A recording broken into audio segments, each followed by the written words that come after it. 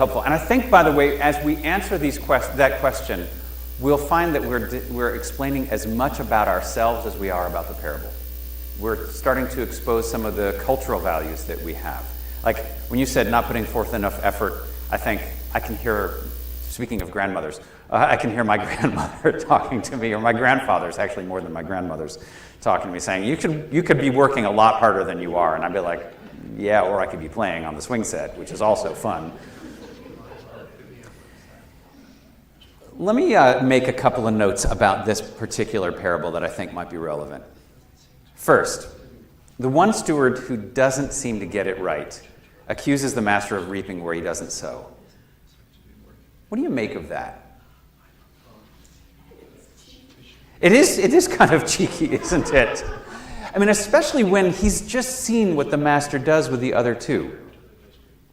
So somebody says, you gave me 5, I made 5 more, and the master says, hey, that's great. You were faithful with a little, now I'm going to put you in charge of a lot. What? I thought I just had a pretty good return on investment, but now you're telling me I have an amazing return?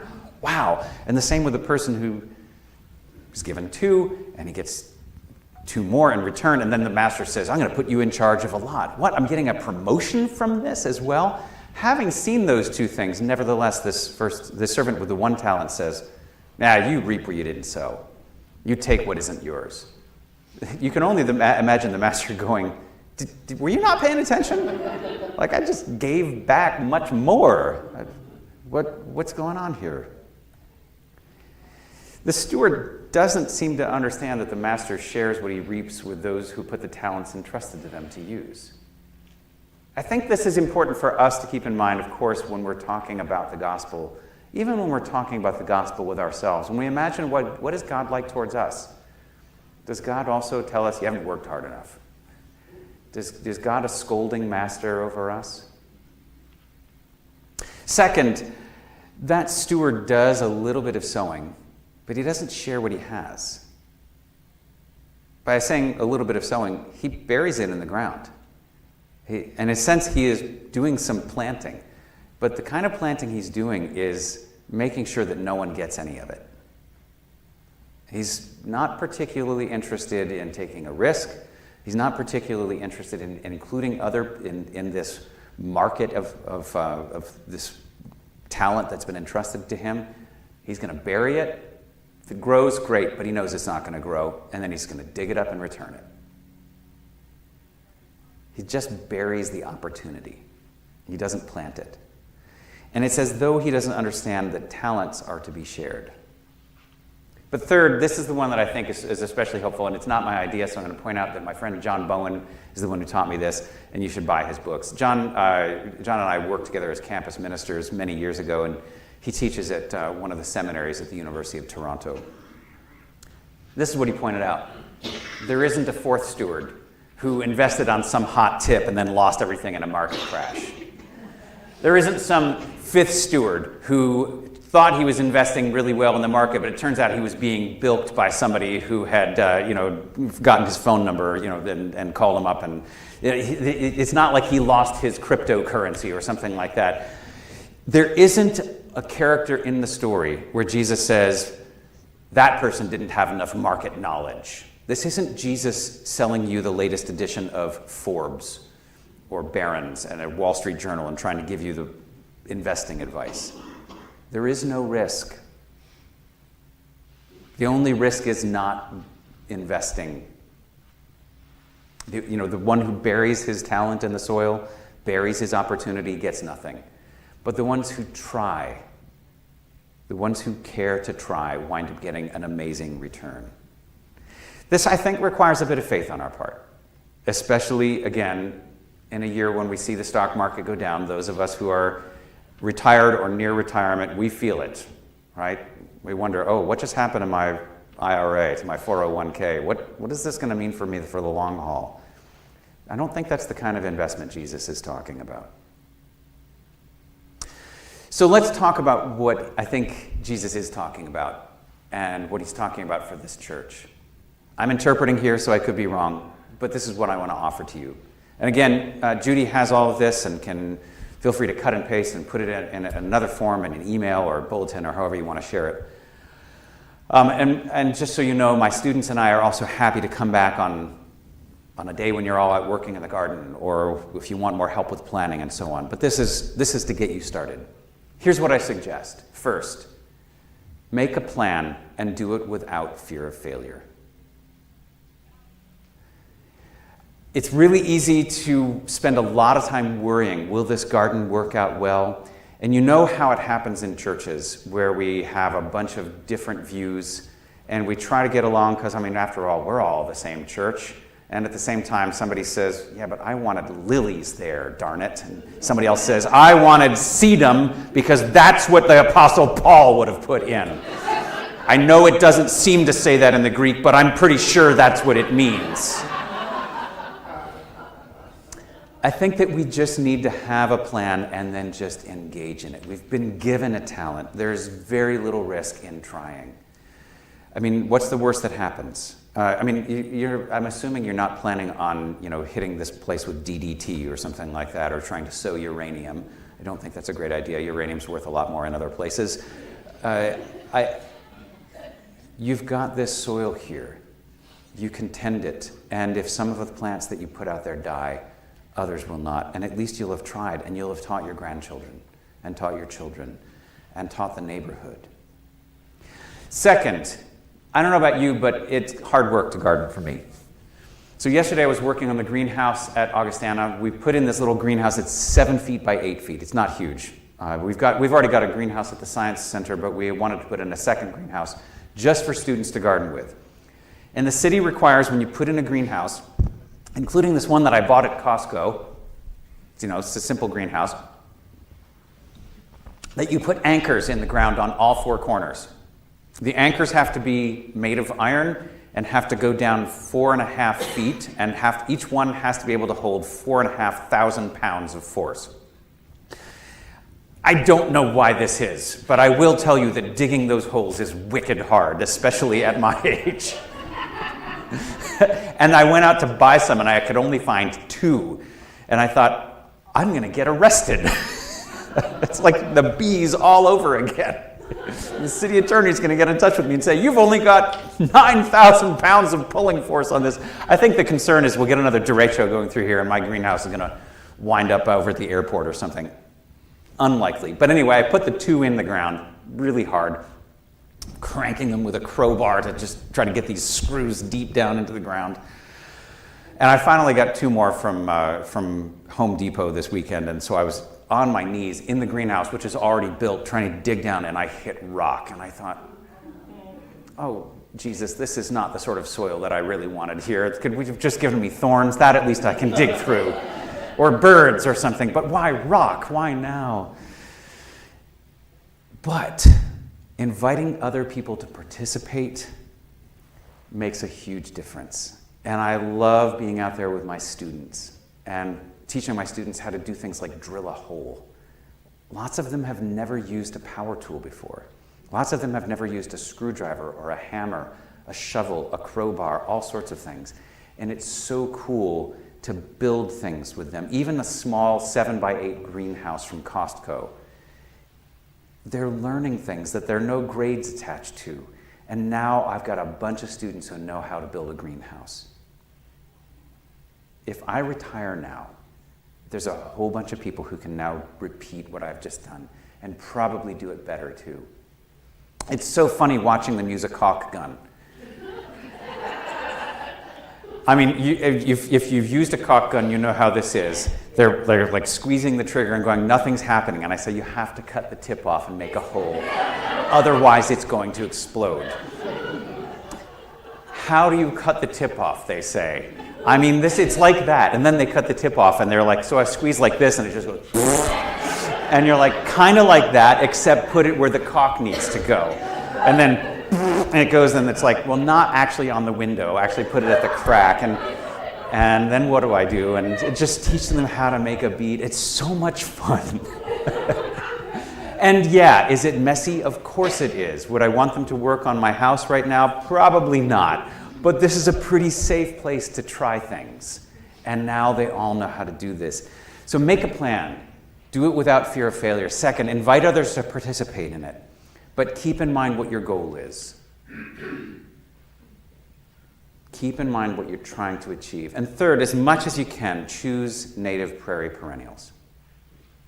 I've got two names right here. I will, if you like, I can show you what they've got. But these two right here, Prairie Moon Nursery. They do not pay me for this. There are probably other nurseries like them. This is one I'm familiar with. Actually, let me just show you. Prairie Moon. I think that you'll find this to be helpful if I can just find the mouse. There we go. Prairie Moon Nursery is in Minnesota. I'm going to click on their plants link right here, and look what they sell. They sell trays full of single species. If you want to put in a whole bunch of liatris, you can buy a whole tray, and they've got deep pots so the roots are already grown, or you can buy a kit that's a whole garden. And they're not particularly expensive. And they're plugs rather than seeds. So you just dig a hole and put it in the ground and walk away. And then come back and water it and mulch it and that sort of thing. But it's pretty simple. And over on the side here, if you know, using Julie and Emma's map, that you got full exposure to the sun, click full exposure. You know that it's dry soil. Go down here where it says dry soil and click on that. And it's just filtering out everything that won't do well in dry soil and full exposure. You know what range you want? You want native range? Let's go with Midwest rather than, say, the South or the West. You know when you want it to bloom? Click on the bloom time that you want. And you know what color you want? What height you want? Great. And it will just filter all these things out for you. Now, there's some really simple things you can do. I'll recommend that you talk with Mia, talk with, and I see one of my other students has shown up here. This is Julia in the back, so feel free to talk with Julia. You can talk with me and our other students. Do simple things like, bear with me here, because it'll seem obvious. Put the tall stuff in the back and the short stuff in the front, so you can see the short stuff. Plant things close together. Don't plant them in straight lines. Plant them in curves, because if you plant them in curves and in bunches, it'll feel messy at first, and you might feel your grandmother saying, but we put them in straight lines. But the curves just wind up changing the way that you feel in the garden. Make a mess. Just go ahead and you can always change it later, but make a mess. And if you plant things close together, it's a little bit like being in church and sitting close to your friends, or sitting close around the dinner table. They'll crowd out the weeds. Don't just try to get things set out there like you're doing a cemetery and you just want that one flower on your cousin's grave. Make a garden. Let me go back to my slides. So I'll show you one other here, actually. Zooland Prairie Farms. This is the other link that I've got. Zooland Prairie Farms is just across the river in Iowa. They go out and harvest seeds in wild places, right here in Minnehaha County and in Lincoln County and right around here, so that they know that those seeds will grow here, that they're from here. And they sell their plants. They sell them at the farmer's market. They sell them at Good Earth. And you can order online. They're fantastic people, and the plants are really inexpensive, and they're from here. They don't have quite the same tool that Prairie Moon has, but have a look at those two. And there are probably other great nurseries and gardens around here as well. So you don't have to break the bank in order to do these things. And there are folks like them who really want to help you to grow local and native plants. Let me go back to my slideshow, because I've got a couple more tips for you. Fourth, as I was saying before from that parable, prepare the soil and plan to regenerate it like Wes Jackson's trying to do. That is to say, regenerative agriculture is about leaving the soil better than it was when we found it. The topsoil all around the world, we've lost about 50% of the carbon that we put into it over the last, we've lost about 50% of the carbon that was in it over the last 125 years. We've lost about 40% of the topsoil here in the upper Midwest in the last 125 years. What that tells me is that the way that we've been doing agriculture is failing future generations. And again, I don't blame farmers. We would be wrong to blame farmers. We've inherited habits, and we've worked in a system that just, if you're going to make a living, you've got to do it that way. Thankfully, there are people like Mia and the folks she's working with who are studying how we might do it differently. And I think that as a church, we have the opportunity, when we don't have to make money off of our soil, to let people experiment. Again, take a risk, because the risk is very small for us. It's very big for farmers. Grow some kernza. Grow something else. Grow something that's going to send deep roots down and regenerate that soil. Before you put anything down on grass, I would recommend solarizing it or something like that. Solarizing simply means using the sun's heat to kill off the grass. Put out some black plastic. Leave it out there for a year or so. You can do a small patch. Just experiment. Mia, you probably have thoughts about this. Yeah, she does. Good. When you take trees down, or you take branches down, mulch them right here, and use those very trees, which are full of carbon, to deepen the soil. The carbon, by the way, really helps to retain those other nutrients that the plants need, like nitrogen, phosphorus, and potassium. And I'll suggest that you consider composting right here. Those little coffee pods that you got, peel them open and dump the coffee grounds out into a bucket. And then take that bucket outside and compost it. It's good fertilizer right there. And there are folks like Sodak Compost. Deirdre Apple has started up Sodak Compost, and her aim is to get lots of little composting bins in neighborhoods around the city where people can feel free to bring their compost, bring their kitchen scraps, put it in there. She's done a beautiful job. They don't smell because there's somebody who will come and turn it and care for it. And then at the end of the season, you've got good, rich soil that you can return to your garden. Do you cook food here? Do you serve food here? Great. Tea bags, coffee grounds, whatever's left over from vegetables, put it in the ground. Do you rake leaves here? Do you cut grass here? Compost it. There are other folks, Project Food Forest, which is just across the state line in Minnesota, but also starting to work here. The BAM Institute for Civic Biodesign right here in Sioux Falls. Augustana, Iron Fox Farms, which is a small farm just down by the river by Eugene Field Elementary, where they've gotten every single classroom in Eugene Field has their own plot. They just started it this year. One of my alumni and his wife. They don't use electricity, they don't use water, they don't use fertilizer. They just compost, they harvest rainwater. They don't use city water. They harvest rainwater and they grow food there for the kids to take home. Teaching the kids how to grow some of their own food. Connecting with where their food comes from. And some of my students are volunteering over there as well. Sixth, make your plan sustainable. Remember what I said before about including other people. Plan for the long term.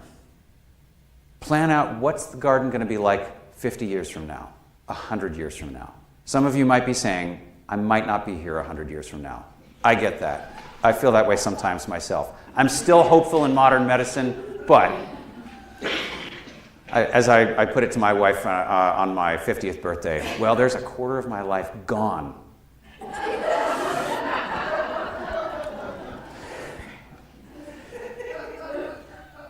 Planting perennials is one way to do that. The perennials that, so I keep pointing to Mia because one of the things Mia did before she graduated is she saw a plot of grass and she said, I don't want it to be grass anymore.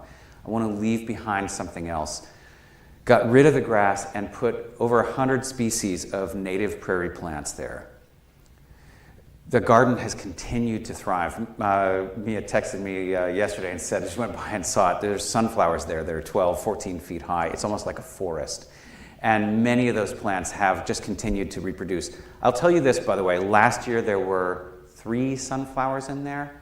The birds planted sunflowers everywhere because when birds eat one sunflower seed, they drop another 1 or 2. And all those sunflowers, they haven't excluded the other plants. They've shaded them.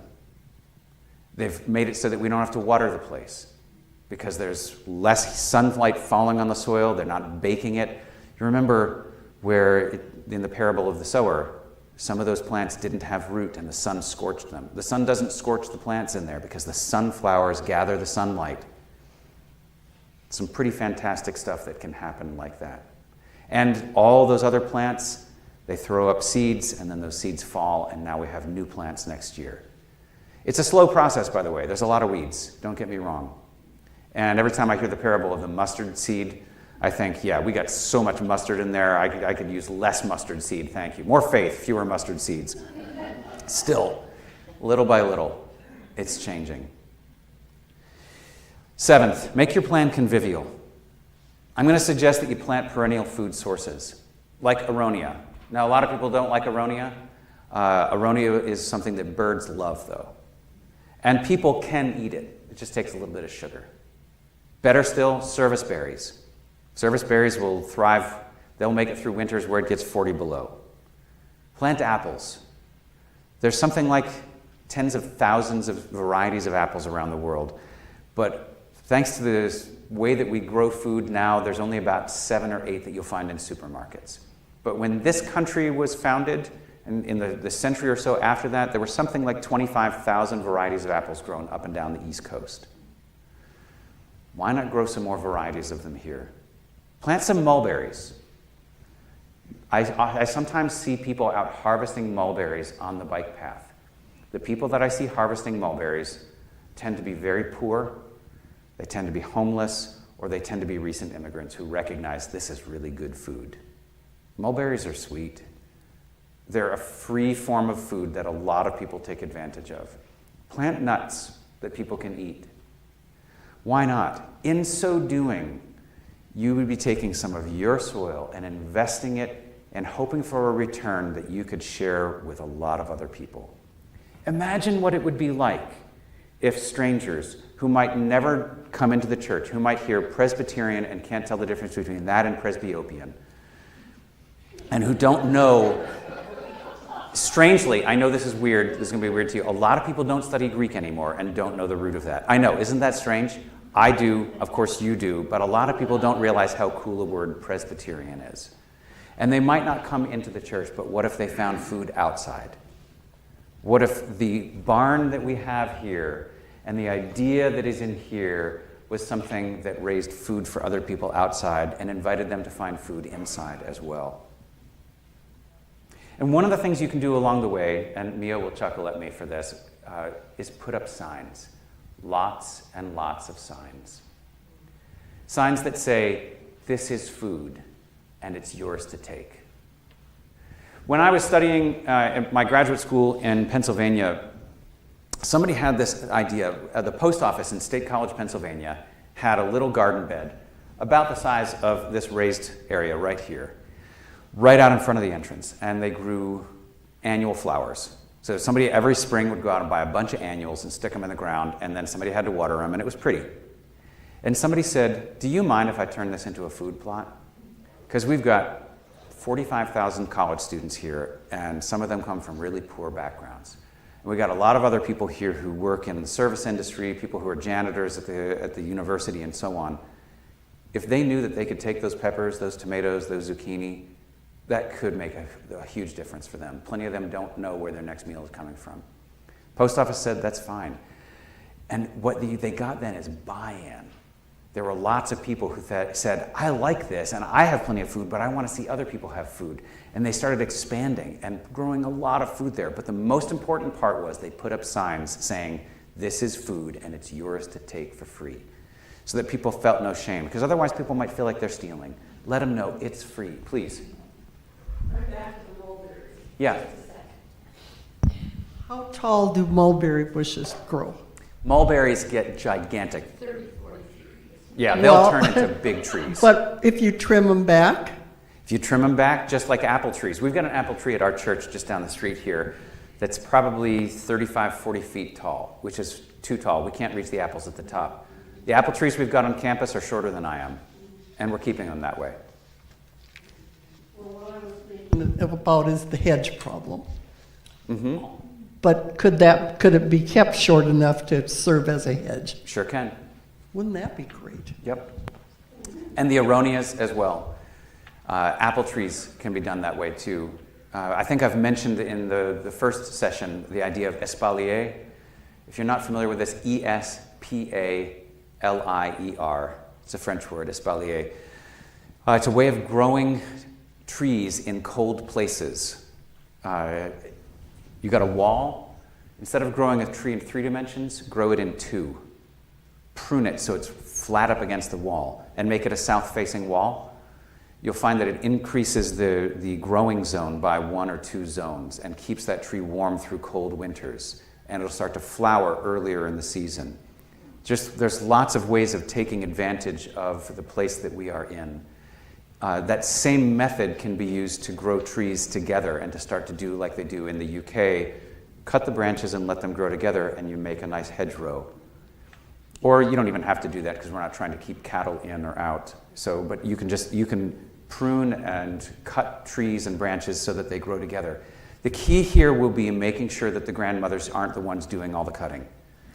Most importantly, the grandmothers can be saying, hey, you young people, we value you in this church, and you can do something that we can't.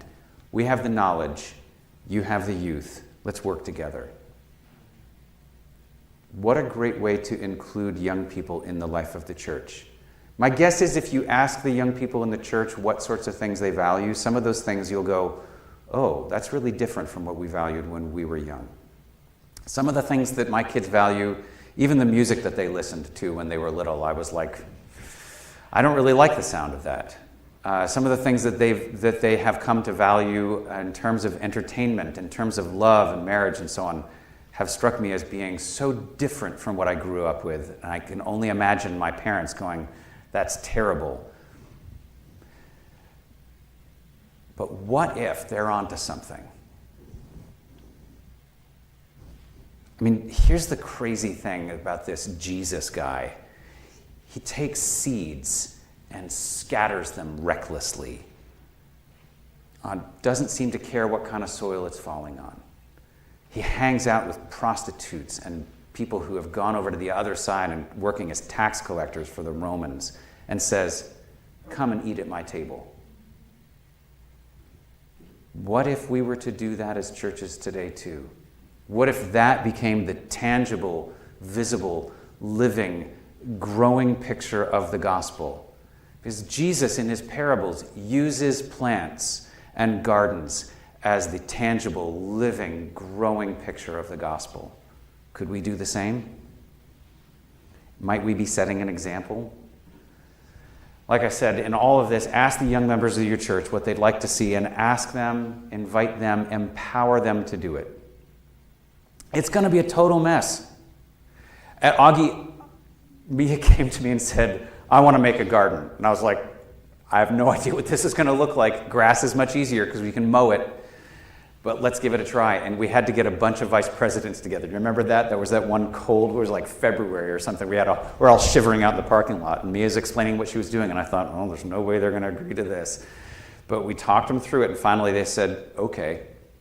Here's one of the cool things that's happened. Mia has been interviewed on campus by multiple TV news stations and by print news as well. And a whole bunch of students have come to Augustana to study there because we're offering that kind of opportunity. Another student, a student from Mexico, who doesn't have this kind of opportunity in Mexico City, said, I want to plant an orchard. I want to leave something behind afterwards. Seeing me as example, she planted an orchard. That orchard was grown because more people have said, I like that orchard, I want to add to it. And now we have an orchard in not just one, but in 2 different places on campus. Other students have said, I want to grow vegetables. Great, so they grow vegetables. Other people said, in growing those vegetables, I want to see those vegetables become something that feeds food pantries. And other students had said, well, we have business knowledge. We want to see if we can make those vegetables both profitable and feeding food pantries at the same time so that we aren't dependent on volunteers and philanthropy. Students working together doing stuff that the faculty wouldn't have imagined doing ourselves. And most of them are getting no college credit for it. They're doing it because it's in their hearts to serve and they want to see these things happen. And I get to be the grandfather in this and say, I've got some knowledge, you've got the youth, I know how to use the tools, I know how to get the money, you know how to do the work, let's partner together. And some of these gardens, Mia's garden is a mess sometimes. The weeds come up first.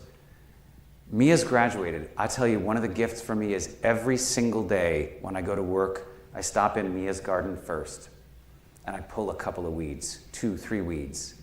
Built some compost bins there, and I toss them in the compost bins. And that garden is flourishing. And not only that, we call it the Prairie Restoration Garden, partly because it's restoring the prairie, partly because it restores people like me. And almost every day I see new people in that garden who have never been in that garden before, sitting down, having lunch, having coffee, finding some rest. Each of the gardens we've built on campus has a mentor. The job of the mentor is to be somebody who will be there for the long haul, who will just watch it. They don't do the gardening. I'm not a garden mentor. Other people are. The other job is to invite more people to go to the garden. And we just ask people to mess around. I put a rake in one of the gardens and put up a sign next to it. I have made the sign, I have to put it up this week. We're putting up a sign next to it saying, feel free to rake anything. And I just dumped another 3 tons of gravel on the paths in that garden this fall so that people can use the rake for meditative raking, just like in a Japanese in a Zen garden or something. It's a mess. Now my students are making salsa. And if you use that link right there, you can buy some of their salsa because they still have about 125 tubs of it. And it's made in a USDA certified facility here in Sioux Falls from vegetables grown on the Augustana campus. How about that? What I keep telling my students is this, and I'll wrap up with this. I want us to try to find ways to make the best thing into the easiest thing. Not just relying on a few people to do philanthropy, a few volunteers, but being willing to invest the talents that we have, both the metaphorical talents and the money that we have, expecting that good things will come, that the workers are worth their wages, and that these good things are worth paying for.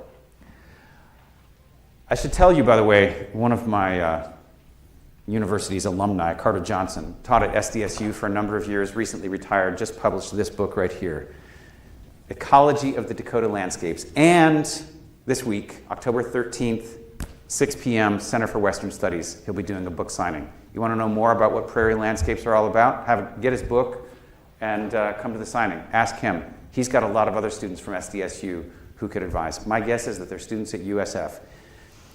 Even when they win at football, I still support the faculty and the students there.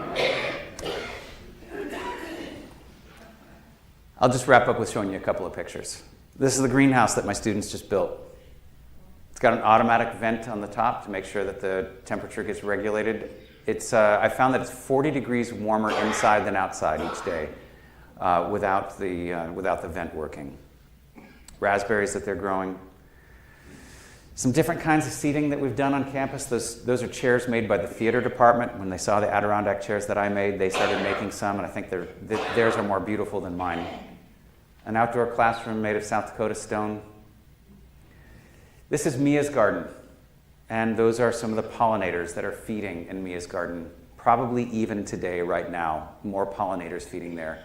Walk out of the garden and go onto the grass. You won't find many pollinators because grass is a food desert for pollinators. Some of the different kinds of prairie clover growing in there. Some of these bees right here, those bees right there are about 1 centimeter long. Invisible to most of us, but look at how abundant they are growing in Mia's garden.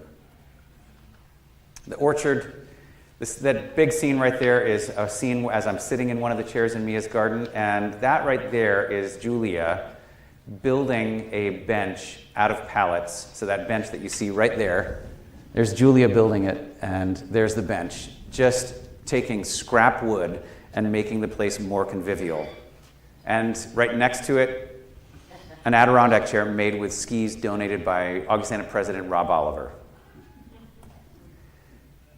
And there's students having fun using power tools. Pretty cool, right? Oh, and students hanging out in hammock stands that they made too. So that's all I got for you. What questions do you have for us? I'll say us because Mia and Julia are here and they're both smarter than I am.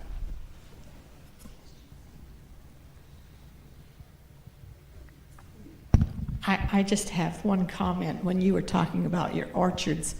I remember taking my grandparents back to Czechoslovakia, and I was amazed they didn't have barrel pits with grass in it. Everything was planted in fruit trees. Every road had fruit, free for the picking.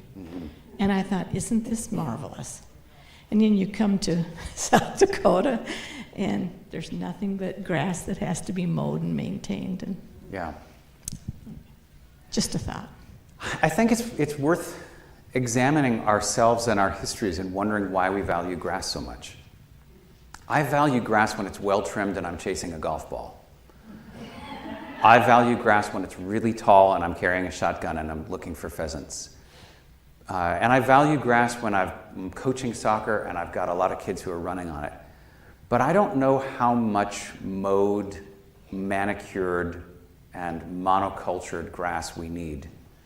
We put a lot of money into growing it. And that means that we're taking purified drinking water to water it, a lot of which is, probably 25% of it is evaporated right away. A bunch more is running down the sidewalk and running down into the gutters. We're putting fertilizer down, and we know that we've got limited supplies of fertilizer in the world. Abundant nitrogen, but it takes energy to get that out of the air. The potassium and the phosphorus, we mine those. And anything that we mine is limited. The mines themselves are limited. At some point, we're going to have to start trying to find it out of the oceans. And if we take fertilizer out of the oceans, we're taking food away from other species, including the fish that we like to eat, including the grasses that live in the ocean that give us oxygen. This is not necessarily a good game that we're playing. Like I said, Wes Jackson saw this 45 years ago and said, 10 years comfortable, but something more comfortable is having known that I did the right thing to try to make agriculture sustainable for everybody over the long haul, even if it never makes me money. Yeah, Wes pulled me into a conversation. I call him by his first name. He doesn't know me all that well, but he pulled me into a conversation because he wanted to talk about religion and agriculture. And it wound up being a very long conversation. He's not a particularly religious man. He's somebody who grew up in the church, and I think who found the church kind of let him down. But it's also plain that he's still trying to think as a Christian and still trying to invest his talents. And that's something that I admire. But I'm talking again. Better to hear you talk. What questions do you have for me? Please. If you want to start on this type of thing, is there a guide to, like, steps? Where should you start? What should you do? Because you can't tackle it all at once. I agree entirely. Yeah, you can't tackle it all at once. One of the exercises that I give students in a number of my classes is what I call the square meter project. So get yourself a yardstick or a meter stick, or get 4 of them, and lay it out in a square anywhere at all. And then pick somebody in the church and say, that's yours. And their job then is to be a mentor for that. By being a mentor means that they don't do the gardening. They find other people to help them with the gardening. And start building a small group who will care about that one little plot of land. What if you want to do it at home? I would do the same thing. Yep. One seed, one little terracotta pot. Every little bit that we do winds up being a good thing. I think, in the case of something like this, where we've got, I don't remember how many acres you've got here, or how much of that is grass. You've got quite a lot of grass. I'll make a pitch for my students, and this is something that I won't profit from, just so we're clear. Hire one of my students, or hire several of them. Have them come up with a plan for you. Be the grandparents, let them be the grandchildren, and say, we have the grass, we have a little bit of money, they won't charge you a lot. We have a little bit of money, we'd love a plan. Mia came up with this as her senior project for a way of rewilding grass and turning it into prairie again. You could hire her.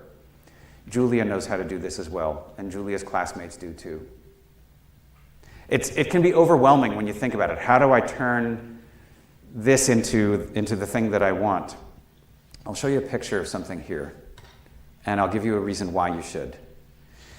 It's hard to see, and it's especially hard to see, but what you've got right there is, this is a picture that was made 40 years ago. It's been circulated all over the place.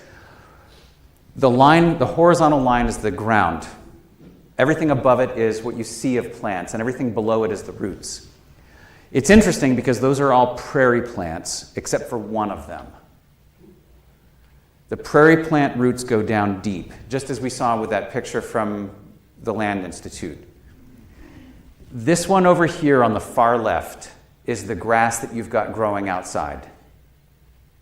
The roots go down actually not even as deep as the grass is tall.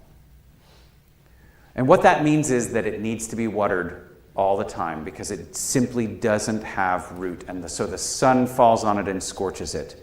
It is seed that has fallen on the wrong kind of ground. Maybe that parable is reminding us not that the ground is bad, but we needed better seed. But I will admit, this is not what I studied in graduate school. I studied how to teach American philosophy and ancient Greek philosophy. I studied how to teach dead languages, which are obviously really important when you want to understand the roots of Presbyterian. But other than that, I didn't study this stuff. I am constantly learning more things. And one of the ways that I do that is I have young people surrounding me saying, Dave, teach us about this. And I say, I don't know how. And they say, learn then so you can teach us. Here's a book by Wendell Berry. Just came out. Wendell Berry is 86 now, I think. He's a farmer and a writer. He's a novelist, a poet. He's written a whole bunch of books. And this one right here is, it's in part about the farming that he has done. And I want to read you just a tiny little bit of this. This is where he's talking about education. Though it seems unlikely to me that public schools, obligated as they are to please everybody, could effectively teach land stewardship, I can think of projects best undertaken in schools that would be materially useful to the human commonwealth. I'd make these into university projects, for I do believe somewhat in the trickle-down theory of education, if by education we mean the lived life and the pursuit of truth. The project for that university, back up. He says, such a project would not be done in one of the great universities, which would be too concerned with intellectual fashions and with grants and endowments. Here's a Kentucky farmer who lives in the forest in Kentucky. He says, we would need instead a small, poor, humble university, a ramped-up old teacher's college in one of the underpopulated states of rural America. Let us say, Wyoming. He's pretty close. The project for that university that is dearest to my heart is one not likely to begin in my remaining years. But I love to think of it. It would be a course in local adaptation.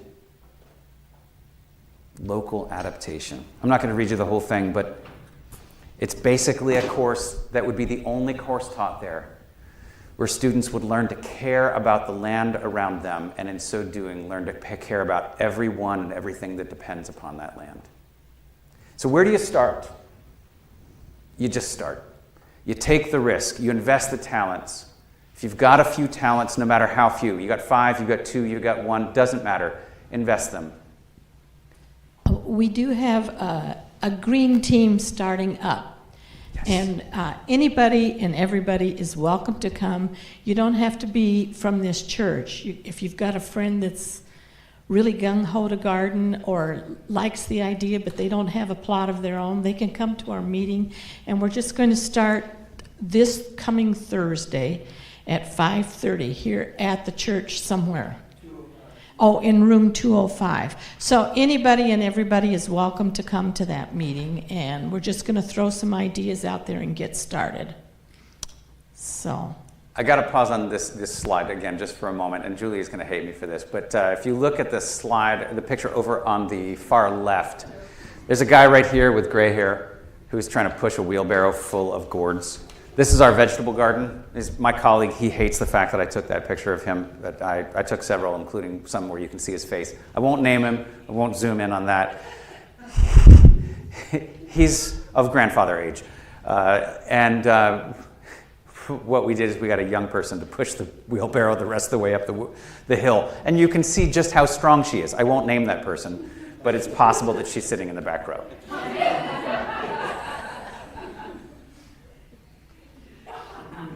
So your green team should be dreaming like this, and know that there are a lot of young people around here who can do some pretty darn amazing things. And usually the young people don't have the resources with which to start. They've got the energy, they've got the interest, they've got the passion. They often have much greater knowledge than older generations like mine have. But they don't have soils to work with. They don't have a little bit of income that they would need to get from that. They don't have a little bit of money with which to buy the wood to make a compost bin, or to buy the seeds, or to buy the plants. But I bet you could find some people with whom to have some partnerships, and you've probably got some people around you who could transform this place into a place where there's all sorts of food grown for humans and for pollinators and for birds. This could be a transformative place. And we need to dream bigger. Like, think of all the roof on this building. If we could harvest the water that comes from that and reuse it, I think we can do great things. So, Dave, thank you. My pleasure. Thank you. And thank Julie and Emma and your students. You'll be hearing from us. What was the name of that book? This book by Wendell Berry, The Need to Be Whole. Okay, thank you. And of course, Carter Johnson's The Ecology of Dakota Landscapes. This is October 13th, 6 p.m., Center for Western Studies. Yeah. It's Thursday night. Okay. Well, thank you very much. I'm going to take a picture of those, and I'll be posting some of this information in our messenger, and I'll post this. Okay? And you all might not like stickers, but young people do, so feel free to take some stickers right here. I'm just going to leave them up on the front. Thanks, everybody.